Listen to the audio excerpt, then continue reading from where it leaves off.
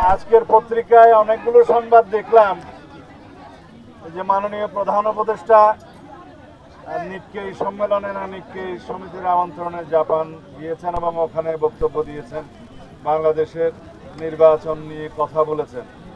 তিনি বলেছেন শুধুমাত্র একটি দল নির্বাচন চায়।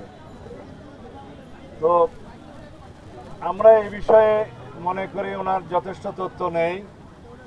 ওনার কাছে যে লিখিতভাবে যে সমস্ত গণতান্ত্রিক দলগুলো কাগজ জমা দিয়েছে, আলাপ করেছে, যে সমস্ত সময় উনি আহ্বান করেছিলেন আলাপ আলোচনার জন্য সমস্ত দলকে, তাতে আমরা জানি বিএনপি এবং বিএনপির সাথে যুগপৎ আন্দোলনে শরিক ছিল সেরকম দল এবং জাতীয়তাবাদী সমমনা দল 12 দল পক্ষ থেকে সবাই ডিসেম্বরের মধ্যে নির্বাচন অনুষ্ঠানের জন্য দাবি জানিয়েছিলেন, সেটা আমরা জানি।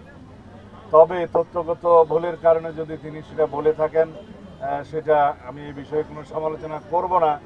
তবে সমগ্র জাতি একটি সুষ্ঠু, সুন্দর, নিরপেক্ষ নির্বাচনের জন্য অপেক্ষমান, এটা ওনার বোঝা উচিত এবং খুব শীঘ্রই একটি সুনির্দিষ্ট রোডম্যাপ প্রদান করবেন নির্বাচনের মধ্যে, আগামী ডিসেম্বরের মধ্যে জাতীয় সংসদ নির্বাচন অনুষ্ঠানের লক্ষ্যে। কথা একটাই পরিষ্কার, যে সমস্ত সংস্কার এবং বিচারের কথা বলা হচ্ছে এগুলো চলমান প্রক্রিয়া। সংস্কার কোনোদিনই শেষ হয় না, সংস্কার অবিরাম চলতেই থাকে। সমাজের চাহিদা এবং সমাজের মানুষের দেশের প্রয়োজনে আমাদেরকে সংস্কার করে যেতেই হবে।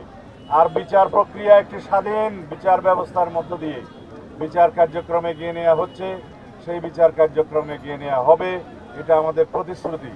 বাংলাদেশের জনগণের চাহিদা, শহীদের রক্তের আকাঙ্ক্ষা, এদেশের মানুষের প্রত্যাশা, এদেশে অবশ্যই খুনি ফ্যাসিস্ট শেখ হাসিনা, তার দল, তার দোসরদের অবশ্যই সমস্ত অপরাধের জন্য কাঠগড়ায় দাঁড়াতে হবে, বিচার কার্য সম্পন্ন করা হবে।